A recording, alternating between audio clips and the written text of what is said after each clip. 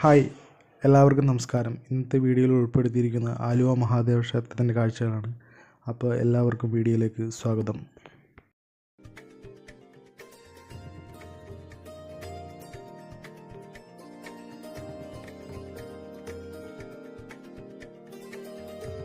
പരശുരാമൻ സ്ഥാപിച്ചതും ശ്രീരാമൻ ആരാധിച്ചിരുന്നതുമായ സ്വയംഭൂവായ ശിവലിംഗമാണ് ഇവിടുത്തെ പ്രതിഷ്ഠ.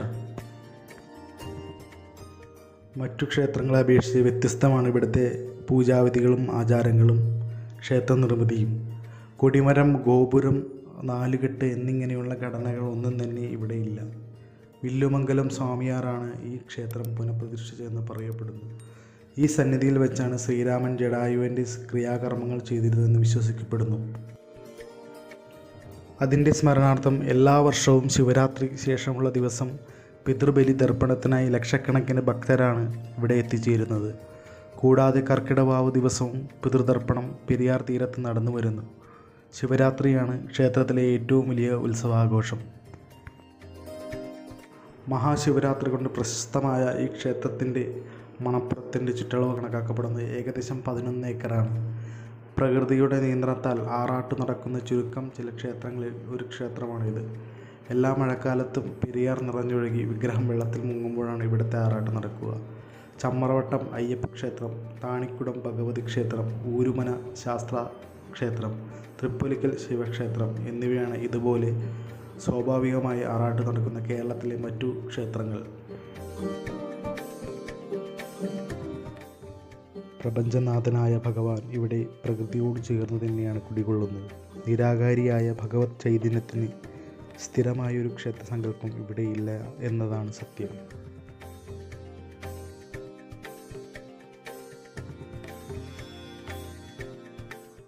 വർഷത്തിൽ 3 മാസം മാത്രമേ ഇവിടെ ദിവസപൂജയുള്ളൂ. ബാക്കി 9 മാസം 2 നേരം നിവേദ്യം മാത്രമേ ഉള്ളൂ. മകരസംക്രമം മുതൽ വിഷു വരെയുള്ള കാലം ക്ഷേത്രത്തിലെ ഉത്സവകാലമാണ്.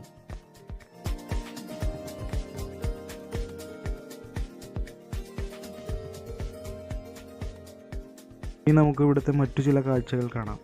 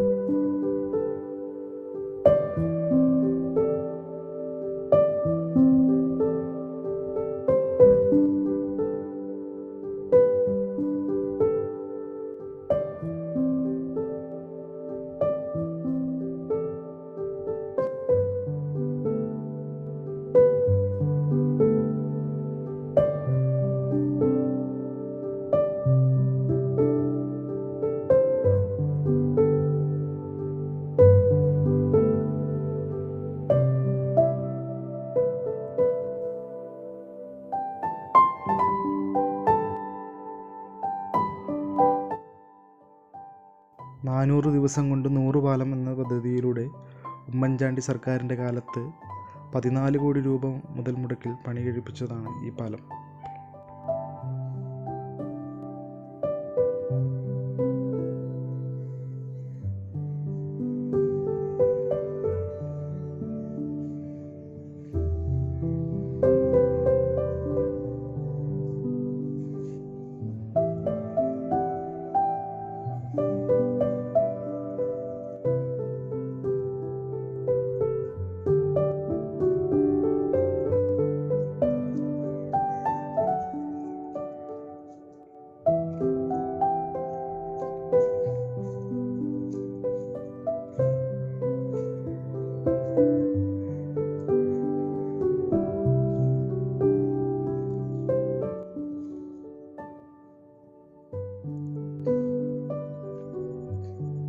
ഈ വീഡിയോ നിങ്ങൾക്ക് ഇഷ്ടമായെങ്കിൽ ലൈക്ക് ചെയ്യുക, ഷെയർ ചെയ്യുക, കമൻറ്റ് ചെയ്യുക, സബ്സ്ക്രൈബ് ചെയ്യുക. ഓക്കെ. അപ്പോൾ എല്ലാവർക്കും ആലുവ തേവരുടെ അനുഗ്രഹം ഉണ്ടാവട്ടെ എന്ന് പ്രാർത്ഥിച്ചുകൊണ്ട്